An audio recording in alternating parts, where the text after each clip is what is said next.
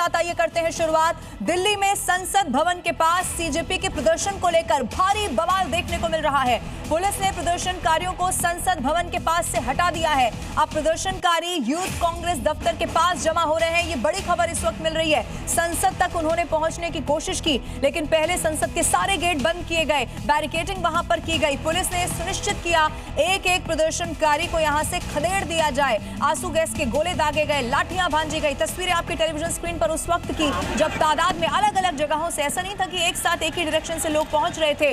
भीड़ एकदम से संसद के करीब पहुंचने की कोशिश करती है। हालांकि अब खबर यह है कि इन प्रदर्शनकारियों को यहां से हटा दिया गया है। अब ये जो प्रदर्शनकारी हैं वो यूथ कांग्रेस दफ्तर के पास जमा हो रहे हैं। ये खबर इस वक्त मिल रही है। लेकिन दिल्ली पुलिस के जवान लगातार अनाउंसमेंट भी कर रहे हैं कि जो परमिशन थी वो सिर्फ और सिर्फ जंतर मंतर तक ही दी गई थी। उसके बाहर अगर सुरक्षा में सेंध लगाने की कोशिश की, कानून के साथ खिलवाड़ करने की कोशिश की, तो दिल्ली पुलिस बख्शने नहीं वाली है। ये साफ कर दिया गया है। कुछ अलग अलग तस्वीरें इस वक्त आप देख रहे हैं जी न्यूज पर। आप देखेंगे हर तस्वीर में ये सुनिश्चित किया जा रहा है कि कैसे जो प्रदर्शनकारी आगे बढ़ रहे थे उनको खदेड़ दिया जाए।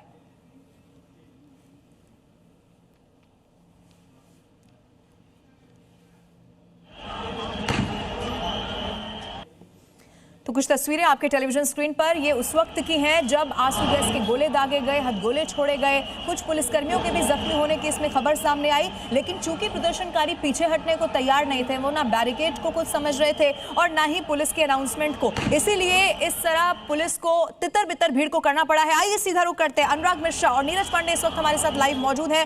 नीरज, सबसे पहले आप बताइए इस वक्त आप कहां पर मौजूद हैं और अब क्या स्थिति है, क्योंकि खबर ये मिल रही है कि यहां से तो हट गए लेकिन यूथ कांग्रेस का जो दफ्तर है वहां पर ये इकट्ठा होने की तैयारी कर रहे हैं आप, या हो चुके हैं? आप बताइए।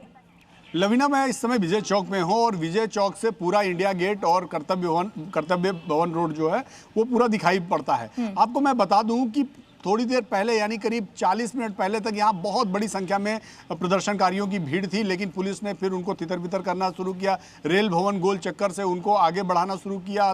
थोड़ी देर में वो लोग एयरफोर्स भवन की तरफ बढ़ गए। निर्माण भवन, जो पुराना निर्माण भवन था, वहाँ उधर की तरफ बढ़े। लेकिन पुलिस ने धीरे धीरे कोशिश की यही रही कि उनको तितर बितर किया जाए। कुछ लोग इंडिया गेट की तरफ चले गए और कुछ लोग एयरफोर्स भवन से सीधा मोतीलाल नेहरू मार्ग की तरफ चल गए। लेकिन अभी जो जानकारी आ रही है कि वो सारे प्रदर्शनकारी घूमकर सीधा रायसीना रोड पर पहुंच गए हैं, जो ली मेरिडियन का गोल चक्कर है, ली मेरिडियन होटल, उसके बाद यूथ कांग्रेस का दफ्तर पड़ता है, वहां पर इकट्ठा होकर अभी फिलहाल वो लोग अपना प्रदर्शन कर रहे हैं। पुलिस का प्रयास है कि वहां से भी उनको हटाकर जंतर मंतर की तरफ ले जाया जाए, क्योंकि जंतर मंतर और यूथ कांग्रेस का जो कार्यालय है उसके बीच में महज 200 मीटर की दूरी है। एक चौराहा पड़ता है, एक गोल चक्कर पड़ता है जो जंतर मंतर अशोक रोड को जोड़ता है।